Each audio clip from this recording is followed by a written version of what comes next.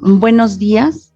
Mi nombre es Ángeles Guadalupe Zamacona Bautista. Soy estudiante de Psicología SUAYED en la FES Iztacala, UNAM. En esta ocasión realizaré una entrevista al maestro José Manuel Rizo Diego, quien es psicólogo social y autoriza que sea grabada esta sesión. Bienvenido, maestro. Así es, Ángeles, buenos días. Buenos días. Adelante, pues un gusto estar aquí, ¿no? Para poder trabajar con tu entrevista y que puedas, pues, lograr tu extraordinario. Muchas gracias. Cuéntenos, profesor, ¿cómo fue que eligió la psicología social?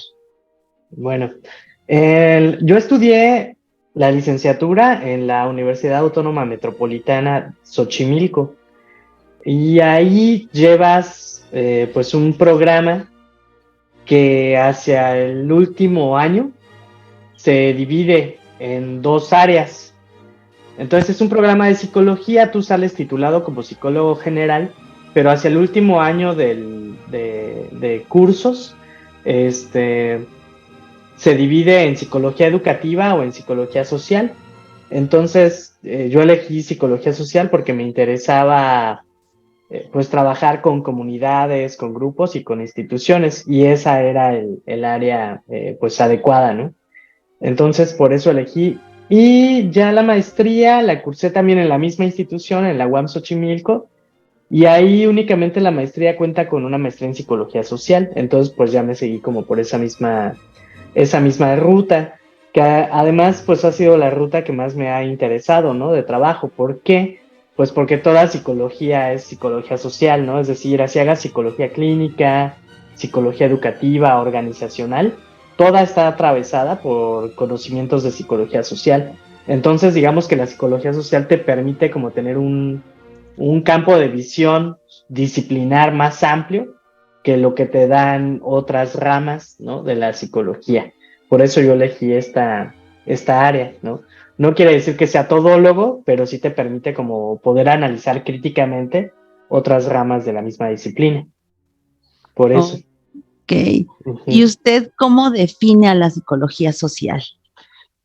Pues yo la defino desde mi punto de vista, pues como el pensamiento científico que se aplica al estudio de las relaciones entre el sujeto o la psique y la sociedad en su conjunto, ¿no? Así lo defino yo, de manera sintética.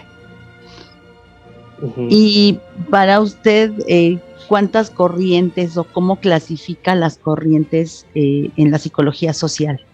Hay diferentes formas que son reconocidas, ¿no? No hago yo la clasificación, más bien me apego a las clasificaciones que hay. Hay diferentes formas de clasificar la psicología social. Una de ellas, que a mí me parece muy pertinente, es aquella que las divide a las corrientes entre una psicología social psicologista y una psicología social sociológica. Pues hay una diferencia, ¿no? Esta psicología social psicologista por lo regular es más bien de corte conductista o cognitiva conductual. Y pues ve a los sujetos, a las personas como individuos, los concibe como en escenarios en los cuales las personas interactúan, eh, pero como si el escenario fuera un decorado, ¿no? Un decorado, y no más bien como si fuera algo que es producto de la interacción del propio sujeto con el ambiente o con el ámbito en el que se desempeña. Por el contrario, la psicología social sociológica pues tiene un corte más crítico, ¿no? Un corte más crítico y más de considerar pues que estos escenarios impactan directamente en la psique de la persona que los habita, que los vive, que les da sentido, que los construye y reconstruye, pues que los interpreta y, y que todo esto se da en colectivo, ¿no? Que se da como parte de una construcción social. Hay otra clasificación que opera en la psicología social en función de los lugares donde se genera. Hay una clasificación que te habla de una psicología social estandarizada, que sería la norteamericana. Hay otra, pues más de corte europeo, ¿no? hay otra psicología social latinoamericana, ¿no? Hay esa clasificación como por lugares, ¿no? Por zonas. Y hay otra que clasifica las corrientes por enfoque. Hay una que pues la revisamos, ¿no? El semestre pasado en el módulo metodología de socioculturales, por enfoque, por ejemplo, el enfoque macro, el enfoque meso, el enfoque sociológico, el grupal y el individual, ¿no? Entonces también hay esa otra forma de verla. Y hay otra división más que trabajan algunos autores como Carlos Yela, que te habla de una psicología social más instituida, es decir, que está más apegada a lo que el Estado necesita o los Estados-nación necesitan para desarrollarse, y otra psicología social en contraparte que es más emergente y crítica, que sería como aquella psicología social más apegada a procesos de emergencia, a procesos pues de rebelión, de resistencia, de movimientos sociales, ¿no? Entonces, hay al menos estas tres formas de clasificar a las corrientes de psicología social. No, muchas gracias. Uh-huh. ¿Cuáles son los conocimientos mínimos que requiere un psicólogo social? Conocimientos mínimos, pues yo no diría mínimos, ¿no? O sea, más bien tienes que tener conocimientos básicos.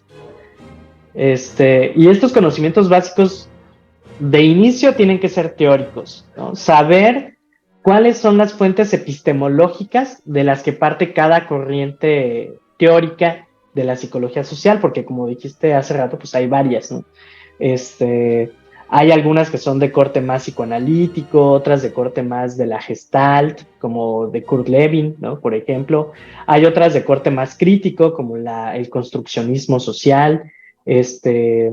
Hay otras de corte más cognitivo-conductual, ¿no? Como pues las que estábamos nombrando, principalmente vienen de Alport. Hay otras del interaccionismo simbólico que han devenido o se han nutrido de la fenomenología. Entonces, un conocimiento básico es saber teóricamente de qué va la psicología social, ¿no? Hay otros cortes de la psicología que están más ligados con lo antropológico, con lo sociológico, con lo político, con lo económico, con lo tecnológico incluso, ¿no? Hay algunas que se denominan como conocimientos sociotécnicos, ¿no? Es decir, de cómo se generan tecnologías para el orden social, ¿no? Por ejemplo, una cárcel es una forma de tecnología para el orden social, un hospital psiquiátrico, una comunidad terapéutica, son tecnologías para el orden social, ¿no? Entonces, los conocimientos básicos pues tienen que ser de tipo teórico y también metodológicos, ¿no? Sin duda, cuando uno elige una metodología, una teoría, esa teoría te marca cierta tendencia a elegir una metodología. Entonces uno tiene que dominar metodología cualitativa y cuantitativa lo mejor que se pueda, y algunas competencias, ¿no? Procedimentales para realizar trabajo de campo, como mínimo saber establecer una entrevista, ¿no? Que es lo que tú estás haciendo ahorita. Saber entrevistar es lo más básico que tendrías que dominar como un procedimiento en psicología social. Y de ahí, operaciones de análisis del discurso son muy, muy, muy relevantes, ¿no? La observación, la escucha y el análisis del discurso serían conocimientos básicos, ¿no? Ok. ¿Cuál diría que son los lineamientos éticos que debe asumir un psicólogo social? Uh-huh. Los psicólogos sociales nos regimos o nos apegamos al código ético y deontológico, ¿no? De la psicología en general. Entonces, esos pues ya tú los puedes buscar, ¿no? En algún código ético y deontológico de la psicología. En México pues tenemos uno, ¿no? Que es ampliamente conocido. Pero más que lineamientos, yo lo que he podido aprender, ¿no? A través de los estudios y a través de la práctica, es que los psicólogos necesitamos más bien un posicionamiento ético. Es decir, si bien el código ético y deontológico te da una línea, una vertiente sobre la cual tú puedes resolver algunos dilemas éticos que se te pueden llegar a presentar, En el ámbito de la psicología social o en los diferentes ámbitos de la psicología social, más bien se necesita una reflexión acerca del posicionamiento ético y político que uno toma frente a los problemas en los cuales va a intervenir. Entonces, cada problema es diferente, es particular, es singular y tiene ciertos conflictos, tanto en cómo nos consideramos a nosotros mismos como profesionales y como seres humanos en esos problemas, así como en cómo vemos a los agentes que configuran la trama relacional en la que vamos a intervenir. Entonces, más que lineamientos, ahí se requiere un posicionamiento ético. En función de qué y para qué vas a intervenir, a quiénes vas a beneficiar con tus intervenciones, qué proyectos políticos se benefician con tus intervenciones, ¿no? Esos son de los aspectos que uno tiene que reflexionar ante cada demanda de trabajo, ¿no? Uno tiene que saber construir la demanda en función de tomar un posicionamiento ético y un posicionamiento político, ¿no? Entonces no hay recetas, porque te decía, cada problema es singular y tiene sus propias características, entonces más bien es de ir pensando y reflexionando y platicando con otros profesionales, otros colegas, cómo te paras frente a un problema, ¿no? Cómo te posicionas frente a un problema y a quién vas a beneficiar pues con tu trabajo, ¿no? Y de qué manera. Ok, ¿cuáles son las actividades que puede realizar un psicólogo social? Bueno, actividades son muchas, ¿no? Hay múltiples y ¿Y en como qué, pues perdón, y depende, en ¿no? De qué cada áreas? problema. Ajá, ¿y en qué áreas se Uh-huh. puede desempeñar? Ok. Las actividades pueden ser la más básica y la que se debería de realizar con cada intervención es la investigación, ¿no? O sea, la psicología social no necesariamente es un activismo, ¿verdad? Sino que su interés es producir conocimiento. Entonces, toda vez que realizamos una intervención, es importante realizar una sistematización de la misma y generar algún documento, ya sea que se publique o no, pero que quede un registro del mismo acerca de los conocimientos teóricos que esa intervención trae. Entonces, esa es una actividad básica, generar trabajo teórico, ¿no? Producir conocimiento científico. Y de ahí, pues tenemos otras modalidades de intervención, que son estas actividades por las que tú preguntas, ¿no? Que es, pues, intervenir en la realidad social desde enfoques preventivos, que pueden ser primarios, secundarios o terciarios, desde realizar actividades de tratamiento, de rehabilitación, de animación sociocultural, de evaluación social, de evaluación de programas sociales, de intervención en grupos, intervención comunitaria, institucional. Eh, También hay formas o actividades de trabajo que requieren el intercambio entre comunidades.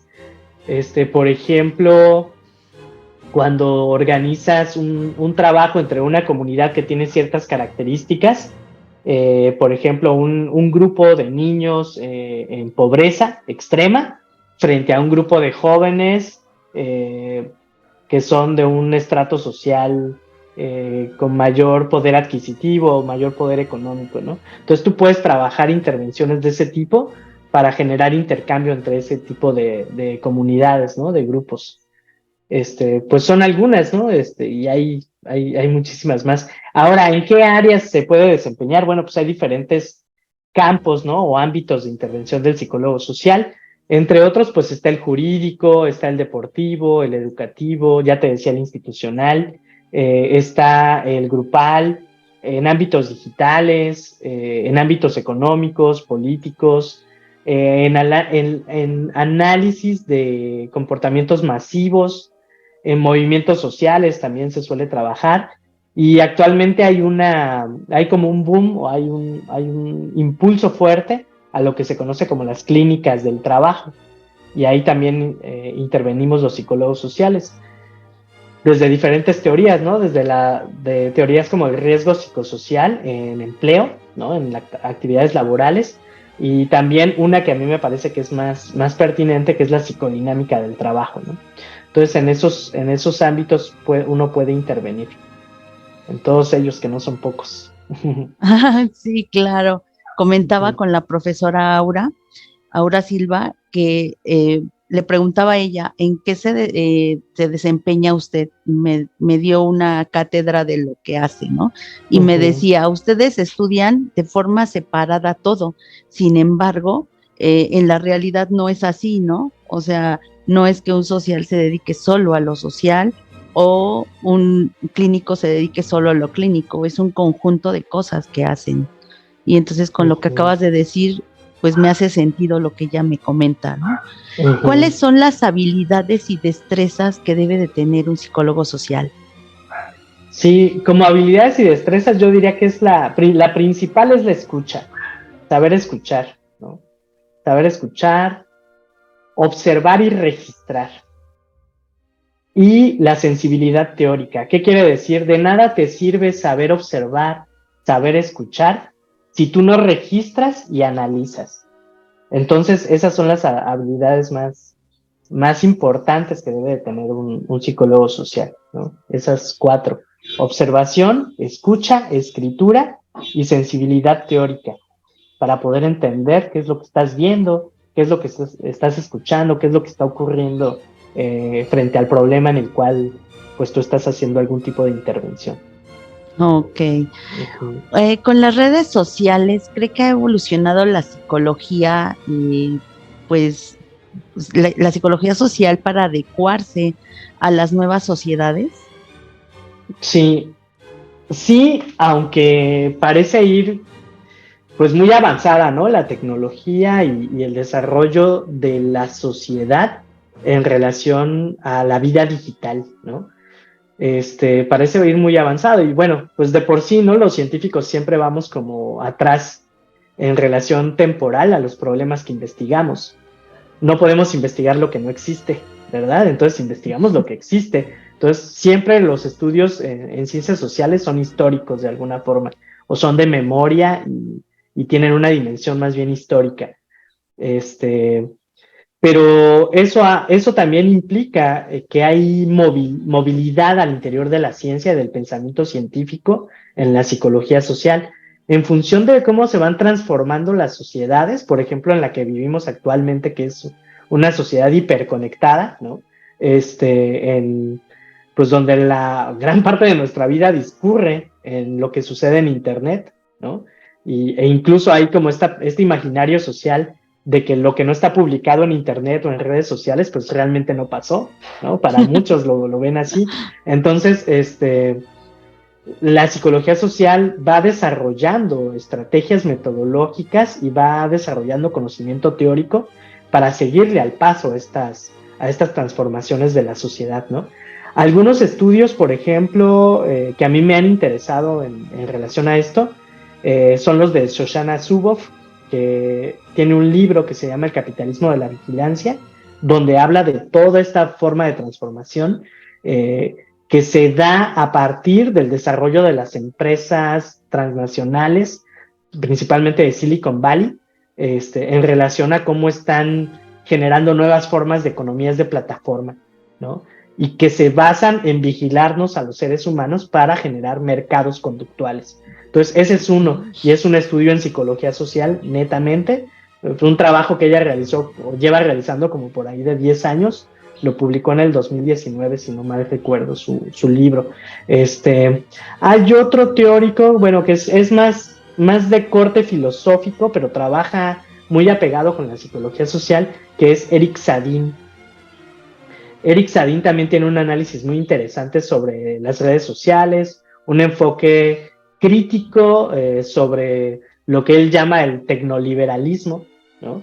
Que también nutre el enfoque de psicología social. Y bueno, hay más, ¿no? Hay más. Por ejemplo, está también Franco Berardi, ¿no? Que es un analista social, un pensador social acerca de lo que está ocurriendo en lo que él le llama la mutación conectiva, ¿no? De la humanidad, o el poshumanismo incluso, ¿no? El poshumanismo. Y hay otros teóricos, ¿no? Que hablan también no solo de cómo utilizamos las redes sociales, sino de cómo vamos incorporando en nuestros propios cuerpos ciertas mejoras, ¿no? ciertas mejoras, lo que se conoce como el movimiento del transhumanismo. Hay mucho análisis en psicología social también respecto a ese tema. Por ejemplo, ¿no? A lo mejor te va a sonar conocido que hoy en día muchos estudiantes utilizan pues diferentes dispositivos, ¿no? Para poder estudiar por más tiempo, para rendir más, para aprender más rápido, para aprender mejor. Pero dentro de esos dispositivos que suelen utilizar, también utilizan medicamentos o utilizan drogas que te ayudan a tener mayor concentración por mucho más tiempo. Pues es una especie de hack que tú le haces a tu cerebro, ¿no? Y al parecer, pues muchos estudiantes en diferentes lugares del mundo están implementando este tipo de ¿cómo se le puede decir? De artilugio, ¿no? De tecnología, pues para mejorar su rendimiento académico. ¿Por qué? Pues porque el mercado también te pide trabajar bajo ciertas condiciones de mucha presión, de mucho estrés, dar cada vez más de ti, cada vez más de tu tiempo, de tu atención, para cumplir ciertas tareas, ¿no? Ciertas actividades. Entonces la gente se está adaptando a todo eso, ¿no? Se está adaptando a todo eso. Okay. No solamente en medicamentos, sino también en uso de cierto tipo de música, sonidos binaurales y cosas así. La gente está explorando todo eso y la psicología social se está interesando en ese tipo de transformaciones, ¿no? Que tienen que ver con las redes sociales y con el trabajo. Ok. Actualmente, ¿qué tipo de trabajo hace el psicólogo social en las redes sociales? Pues yo diría que mucho tiene que ver con el análisis teórico de estos problemas, ¿no? Como te estaba platicando. Entre otros, también el ciberbullying es algo que estudian los psicólogos sociales, los discursos de odio que se dan en las redes. Y yo he estado promoviendo con mis estudiantes intervenciones comunitarias a través de redes sociales, principalmente de Facebook. Intervenciones comunitarias e intervenciones intercomunitarias, ¿no? He trabajado ahí con mis estudiantes. No sé de otra persona que esté trabajando algo parecido, ¿no? Pero son parte como de la chamba que se hace. También hay psicólogos sociales que trabajan estudios de marketing, cómo ciertas estrategias de marketing impactan en la salud, ¿no? Estrategias de marketing que son muy agresivas y que van enfocadas al dominio del cuerpo o de pensar el cuerpo como un producto y una imagen que se negocia, ¿no? Como lo que ocurre, por ejemplo, en OnlyFans, ¿no? Como lo que ocurre en estos influencers, ¿no? Que te venden productos milagro, y que impactan relativamente, o a veces muy fuertemente en la salud, ¿no? En la salud psicológica y en el comportamiento. Ahí es donde entra la etnografía. Hay estudios de etnografía digital y otras humanidades digitales, ¿no? Con las cuales los psicólogos sociales estamos, pues, adentrándonos, ¿no? Incluso desarrollando. Pero sí entra mucho la etnografía digital para hacer ese tipo de estudios. Uh-huh. ¿De qué manera ha impactado lo que ha estudiado en su vida personal? Pues muchísimo, muchísimo. Yo creo que ha impactado profundamente, ¿no? Yo utilizo, pues ahora sí que mi conocimiento disciplinar para entender cómo me relaciono con mi familia, con mi comunidad, cómo me relaciono con mi trabajo, con mis estudiantes. Entonces se ha impactado profundamente pues para pensar mi realidad, ¿no? Para pensar mi realidad en los diferentes ámbitos en los que yo me desenvuelvo. También ha impactado en cuestión económica, ¿no? O sea, finalmente, pues yo vivo de esto, de lo que he trabajado, ¿no? De lo que he estudiado. Es mi profesión y es mi sustento económico familiar, ¿no? Okay. ¿Dónde labora actualmente? Actualmente laboro en la UNAM, ¿no? Pues como profesor, ¿no? Como docente a distancia. Y recién me acaban de invitar, tenía tiempo que no participaba, pero recién me invitaron a trabajar en un centro de tratamiento en adicciones que está por inaugurarse. Entonces yo creo que le voy a destinar algunas horas de semana para trabajar ahí también. Perfecto. Entonces, usted diría que labora pues en el campo de la psicología social, aunque esté en la educación, esto Sí. Pues finalmente involucra a la sociedad de sus alumnos, ¿no? Claro, Sí, sin duda, ¿no? O sea, trabajar en la educación, pues es trabajar en un ámbito social muy, muy, muy, muy importante, ¿no? Muy importante, porque finalmente uno como docente, ahí está poniendo en juego, pues, grandes oportunidades de cambio y de impacto en el país, ¿no? O sea, al trabajar con los estudiantes, fomentar en ellos un pensamiento crítico, o dotarles de herramientas teóricas, metodológicas, para que ellos a su vez impacten en otros lugares. Imagínate tú qué tan importante es esa labor, ¿no? Educativa, es una responsabilidad muy grande para nosotros como profesores, así como va a ser una responsabilidad muy grande para los estudiantes ejercer un oficio, ¿no? Que es el oficio del psicólogo. Entonces, pues sí, yo creo que sin duda estoy trabajando en la educación desde un enfoque de psicología social, ¿no? Considerando que cada uno, pues no solo nos configuramos en los espacios sociales que habitamos, sino que también podemos reconstruirlos y reconfigurarlos en función de lo que hacemos en ellos. Entonces sí, yo diría que sí estoy trabajando en eso cuando estoy en el ámbito de la educación, y ahorita que me invitan a esta clínica, es una experiencia que yo ya tengo. Yo trabajé anteriormente en otra clínica de tratamiento en adicciones por parte de la Procuraduría General de Justicia del Estado de Chiapas, y por eso mismo me invitan ahora a formar parte de este proyecto que está emergiendo, ¿no? Aquí en la comunidad de Yajalón, en Chiapas. Este, y también es un trabajo donde voy a hacer psicología social, ¿no? A lo que me están invitando es un trabajo de psicología social, es clínico, de trabajo grupal con los familiares y con los internos, ¿no? Con los usuarios de esta clínica. Y No. bueno, pues es también, es chamba, ¿no? Es parte de la misma línea, ¿no? Uh-huh. Sí, claro. ¿Cómo es un día en la vida de José Manuel Rizo? Uh-huh. Bueno, pues yo realizo trabajo de cuidados también, ¿no? De repente, no solo trabajo como psicólogo social, también cuido de mi familia, aporto varias cosas aquí en la casa, pero bueno, ya como en términos de lo profesional, eh, ¿qué hago? Pues mucho de mi día pasa en relación a estrategias de enseñanza-aprendizaje, ¿no? Cómo voy a trabajar con mis estudiantes ciertos temas, en evaluación y retroalimentación de trabajos educativos.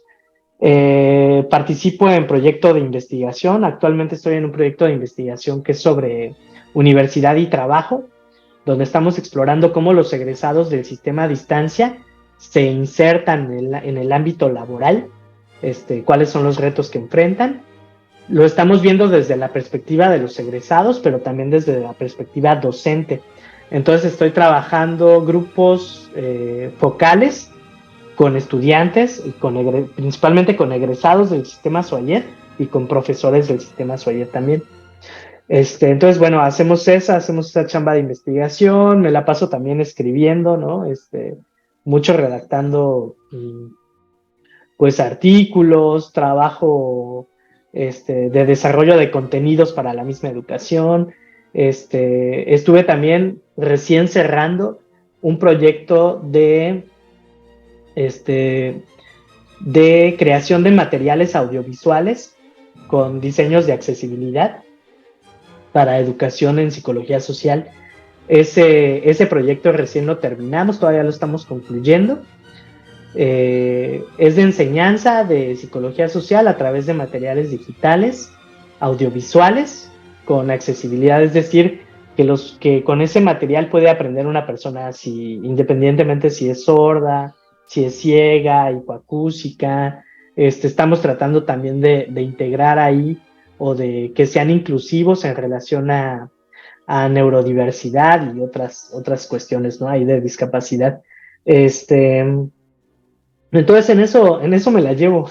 Así es mi día cotidiano, y recién este año ya inicié mis estudios de doctorado, ¿no? Esta es mi primera semana con estudios de doctorado, entonces también me la paso leyendo mucho, ¿no? Y escribiendo. Por favor, cuando sea doctor, no se olvide que somos mortales. y que si Sí. sigue dando clases, tiene que aterrizarlo a los mortales, por favor. No, para nada, ¿cómo crees? No, eso no se olvida. ¿En qué, bueno, me imagino que en su trayectoria laboral se ha presentado infinidad de contingencias.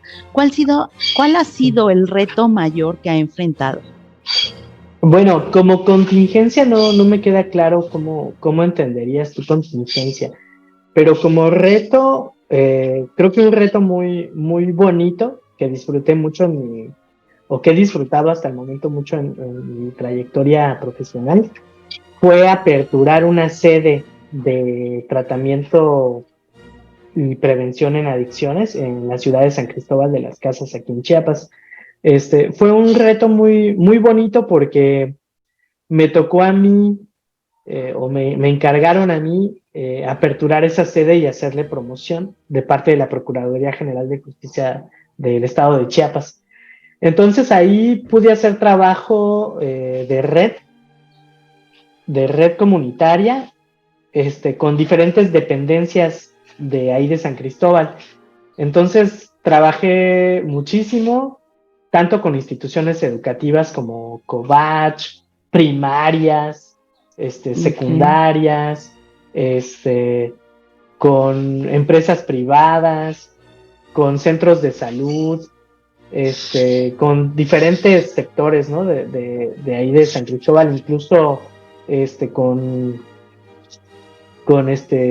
miembros de la Cámara de restaurantes, de bares de ahí de San Cristóbal, ¿no? Para ofrecer bebidas sin alcohol pues a jóvenes, ¿no? Que ya estaban asistiendo a estos lugares de entretenimiento, y Ujú. que consumían mucho alcohol.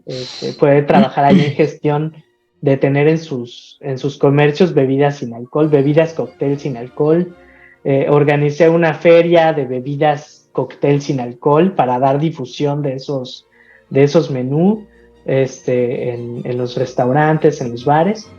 Fue muy bonito. Solamente trabajé como por ahí de 2 meses en San Cristóbal, Ujú. realizando toda esa labor. Además de todas esas gestiones, daba yo también talleres, charlas grupales, y atención psicológica individual. Entonces era muchísimo trabajo, era un trabajo pues de 8 de la mañana a 8 de la noche, este, pero lo disfruté mucho. Fueron 2 meses muy intensos, y que me valieron un ascenso para irme a otro puesto Ok. ahí dentro de la Procuraduría. Uh-huh. Ah, qué padre. Pero sí fue muy padre, lo disfruté mucho. ¿Qué Uh-huh. es lo que más disfruta de esta labor? O sea, De todo. dentro de su trayectoria, ¿qué es lo que más ha disfrutado? Mm, yo creo que disfruto mucho cuando veo mm, que las personas con las que trabajo adquieren sentido de lo que les trato de aportar en su subjetividad, ¿no? Es decir, en la relación que tenemos. Esa parte yo creo que es la que más disfruto, ¿no? El ver cómo las intervenciones que realizo, ya sean en cuestiones educativas, en cuestiones de intervención, pues de diferentes, ¿no? En la investigación y en otras, impactan, ¿no? Cuando veo que a la gente le hace sentido lo que se está trabajando, ¿no? Esa es la parte que disfruto mucho. Que se logre, ¿no? El éxito que se está buscando, ¿no? Que se logre el objetivo, los propósitos, ¿no? Que se están buscando. Ok. Uh-huh. ¿Qué nos puede compartir acerca de la inteligencia social? Pues yo no he trabajado mucho sobre ese concepto. Más bien yo suelo utilizar otro concepto que es de un autor, que es Cornelius Castoriadis. Él habla más bien del imaginario social y no tanto de la inteligencia social. Tengo un poquito de conocimiento sobre esta cuestión de la inteligencia social, pero prefiero utilizar el otro concepto. Este concepto de imaginario social versa sobre que las personas vamos produciendo significado en función de una imaginación radical que todos tenemos. Es decir, cuando uno se inserta al mundo de la vida, cuando uno nace, uno va aprendiendo quién es uno mismo y quiénes son los otros. Y uno va produciendo sentido de vida. Y uno sobre ello va produciendo imaginaciones, es decir, a lo mejor lo que tú le llamarías cogniciones o representaciones cognitivas, Cornelius Castoriadis le llama una imaginación social, ¿no?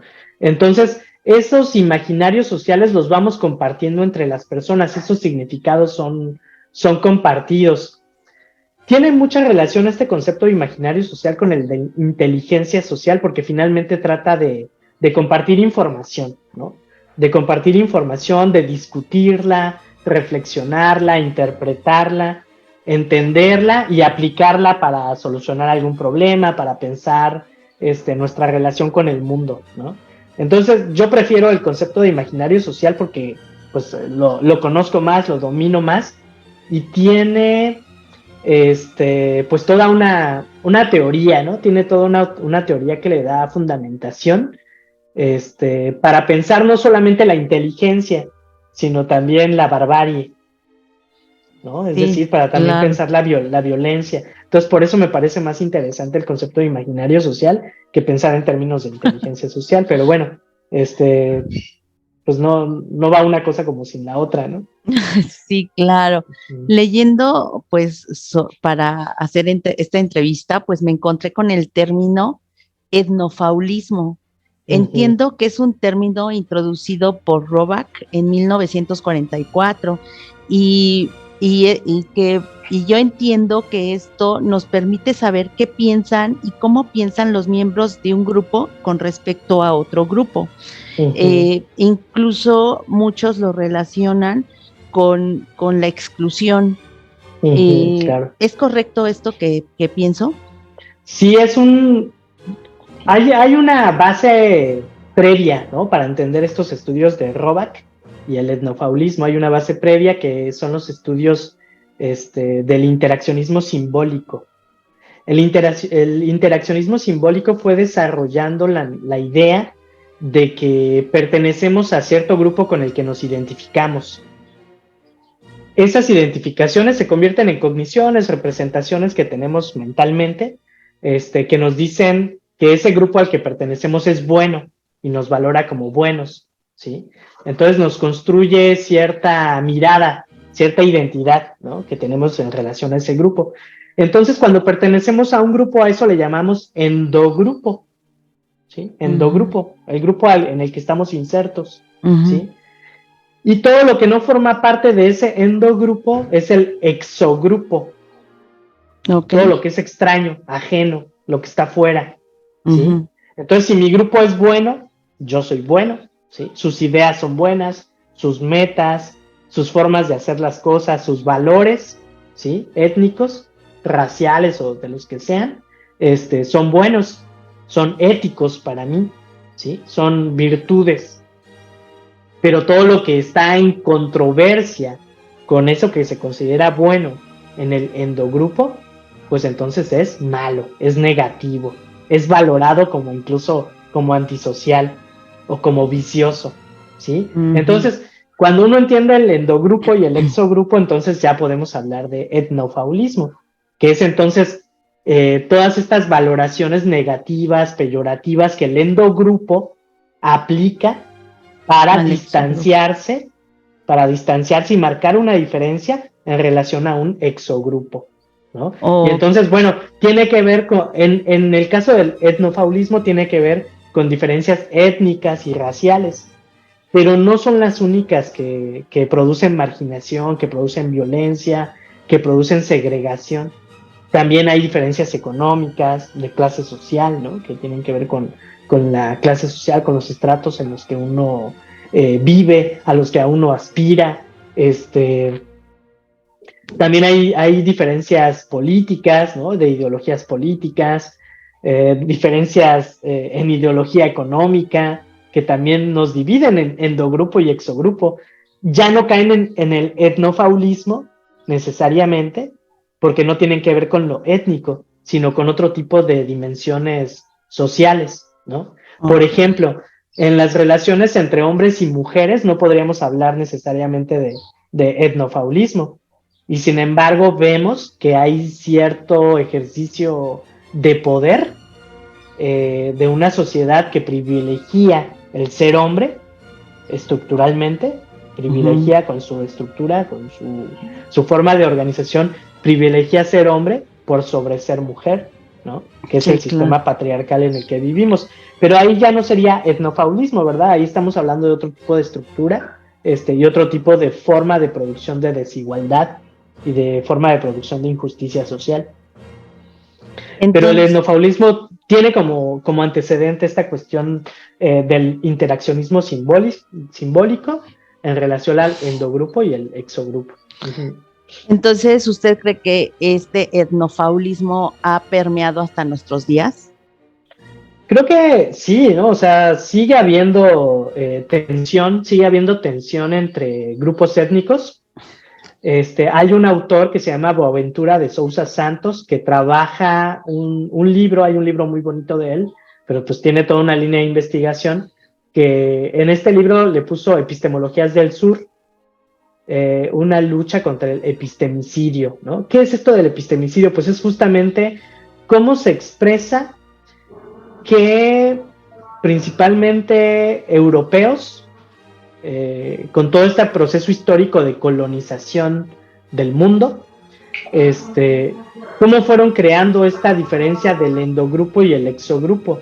Los países colonizados fueron el exogrupo en algún momento dado, e incluso posiblemente todavía lo siguen siendo para algunos europeos, y seguimos manteniendo una discriminación racial, una discriminación étnica, cultural.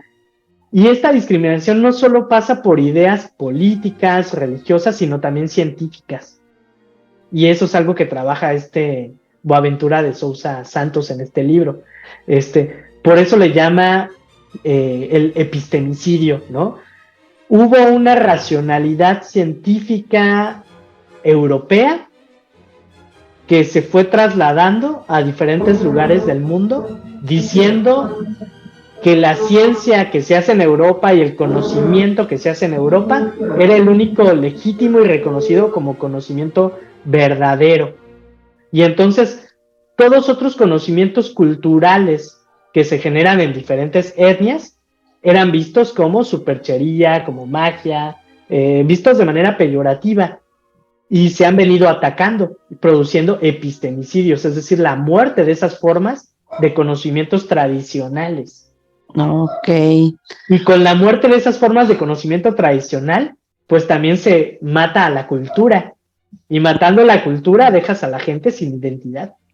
Okay. ¿Y qué hace la gente sin identidad? Pues es más fácil de dominar, de manipular, de convencer, de dominarla, ¿no? Sí, claro. Actualmente, ¿cómo son las condiciones laborales y usted considera que son buenas o malas? Y si son malas, ¿cómo se podrían mejorar? Sí, pues más que verlas como buenas o malas, yo creo que estamos en un momento crítico, ¿no?, de la historia en relación a las condiciones laborales.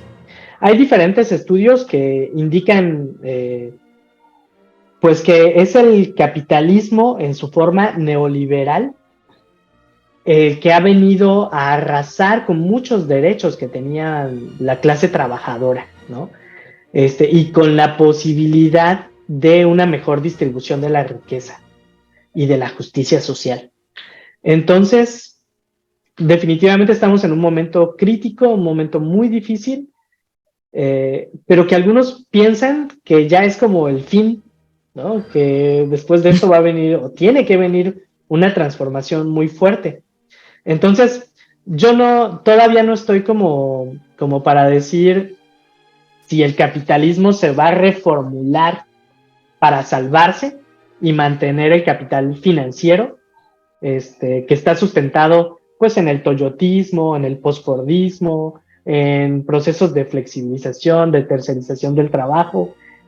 No sé si se va a reformular, no lo sé, o no sé si va a haber un cambio que nos lleve a una nueva forma de entender pues las relaciones económicas que tenemos entre los seres humanos que pasan por el mundo del trabajo. Lo que sí sé desde la psicodinámica del trabajo, que es esta teoría que ha venido desarrollando Christophe de Joux, Gernet y otros investigadores ya también aquí en Latinoamérica. Desde la psicodinámica del trabajo lo que te puedo decir es que muchas de los problemas psicológicos, de los conflictos psicológicos que tenemos hoy en día las personas es por la falta de reconocimiento y de aplicación de los derechos de los trabajadores, ¿no? La depresión, problemas de ansiedad, alcoholismo, psicosis, suicidios, están relacionados de manera muy fuerte con la forma en la que trabajamos, con la forma en que nos ganamos la vida, ¿no? Con la forma en que somos parte de un sistema social que también es económico. Entonces, sin duda es un momento crítico, pero yo no te podría decir cuál va a ser como el devenir de ese problema.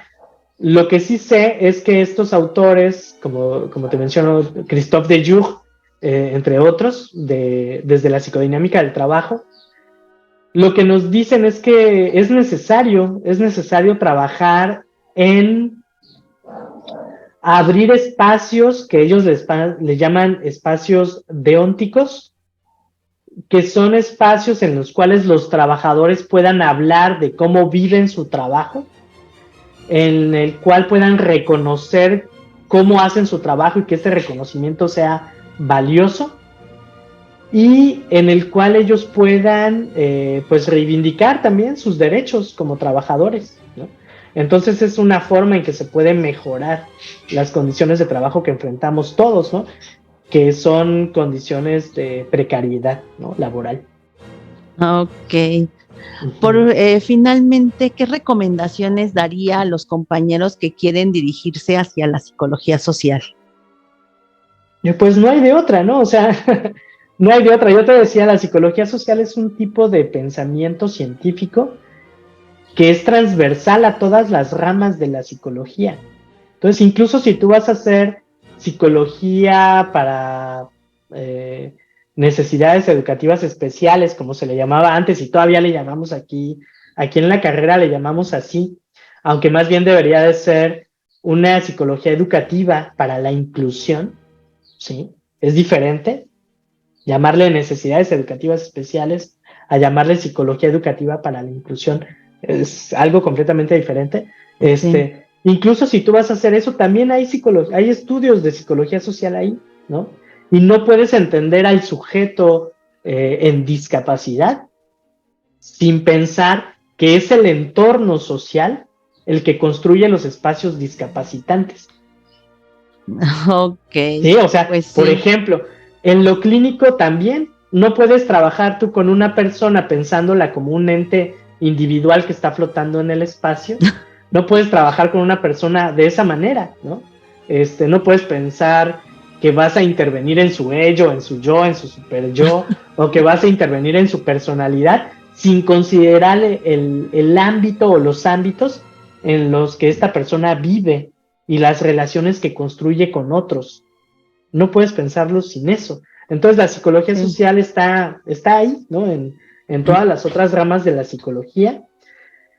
Sin embargo, creo que tu pregunta apunta a que si los estudiantes hoy en día, ¿no? Que, como en tu caso, quieren estudiar psicología social, ¿qué recomendación les doy? Bueno, aquí en psicología Suayet, en el Suayet no tenemos área de profundización en psicología social.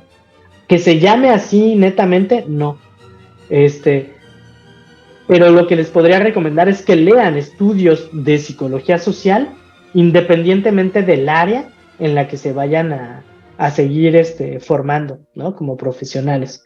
Entonces, si tú eliges psicología organizacional o psicología clínica, lee también psicología social. No te va no va a ser tiempo desperdiciado, ¿no? Para nada. Uh-huh. Pues ha sido muy placentera, interesante esta charla. Espero volver a coincidir con usted más adelante. ¿Tiene algo que agregar? ¿Quiere agregar algo? Pues no, Ángeles, solamente pues agradecerte, ¿no? Por invitarme para ser parte de tu examen. Espero que pues que te vaya muy bien, y espero que más allá del examen también esta charla pues te sirva para seguir pensando cómo va tu formación profesional, ¿no? Eso Sí, a mí claro. me gustaría muy satisfactorio. Indiscutiblemente con esta charla creo que la psicología social es algo que va a permear en mi vida y en mi formación profesional definitivamente. Y pues es gracias a profesores como Efraín Trejo, como usted, a los que pues nos dan como esta panorámica diferente de cómo esta psicología social va a permear en nuestras vidas al final del día. Muchas Sí. gracias, agradezco No, pues un muchísimo su gusto, disponibilidad. un Hasta gusto, pronto. Ángeles. Damos por concluida la participación del maestro José Manuel Rizo Diego. Gracias por su atención.